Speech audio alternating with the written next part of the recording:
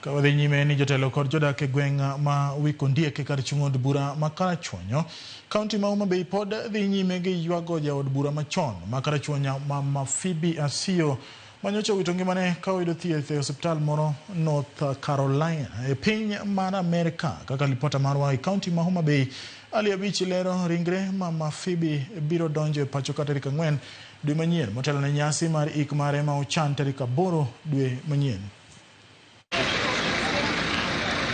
Dala Mama Phoebe Asiyo manie gweng' ma Wikondiek ka chud bura ma Karachuonyo, jopiny buora kod jotelo mopogore yuoro mar kuyo kod familia mare bang' tho mare manotimore e piny Amerika tarik 17 mar dwe ni. Ka jokristo be noyuoro majiwo kod hoyo chuny familia mar Mama Phoebe Asiyo e kindeni ma koro gin gi lit kod kuyo. Gavana ma Homa Bay Gladys Wanga manotimo limbe dala Mama Phoebe Asiyo ne opare kaka jatelo mane otegno kendo nochung'ne kendo ratiro mag joma mine kaachiel kod nyithindo manyiri, ka okoni bende nopayo ne joma mine yo e alap mar siasa kod telo. Nyagoro ema nwa kampen gi nyinge nikech nowacho ni ka Nyagoro notelo Karachuonyo ka mano okawo kiki mokete lu to wan bende nwanyalo mano Nyagoro notelo ne maendeleo ya wanawa.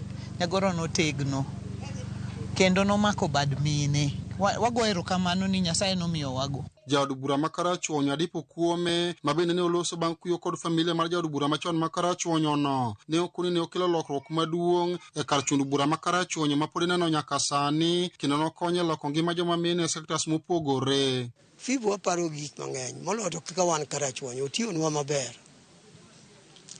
maber nikech Phoebe kobedo mbunge achiel nodwaro mondo wabed gi kwe. Mar ariyo, Phoebe nohero development. Nowuoyo gi NGOs ma oko mogeronwa gik moko pod waneno nyaka sani. Jodongo mag Luo Council of Elders bende noparo Mama Phoebe Asiyo kaka jatelo mane ochiwre gi chunye te matiyo ne jopiny e lemo mopogore mane omako. Phoebe kata mane en mibunge wan gi kane wabiro dalane ka to jokone modonje ineno makotedo gi lwete mokel nyoka momi to en mibunge marwa. Omiyo watimo mos ahinya, wawito mama malich e Karachuonyo ka, e Homa Bay ka, e Kenya ka. Jopiny e gweng' ma Wikondiek bende noywage kaka jatelo mane ochung'ne dongruok maloko ngima jopiny ka gipare kaka jatelo mane ohero siasa mar kwe. Mama ne en ng'ama ber, mama nong'e hoji. Mama kidwa timo gimo marach to kweri. Koni wuodwa gini kik itim. Mama oritowa maber. Phoebe ne wuoyo mos kendo ne wuoyo mos kabisa. Kendo waparo wende kaka chon ne siasa ber. Gima dang' apargo kabisa en siasa mane yom mane timo mos. Kane ji wer, kane jomoko wanyalo wer kwa Wikondiek wachomo Adiedo. Samoro bo wachako wa Adiedo wachomo Wikondiek. Jiromo joko kiki joka Phoebe. Weche mag dongruok osekelo welo ka mang'eny. Welo mokelo ka gin mana mag maendeleo. Kata mine osebiro dala ka mang'eny.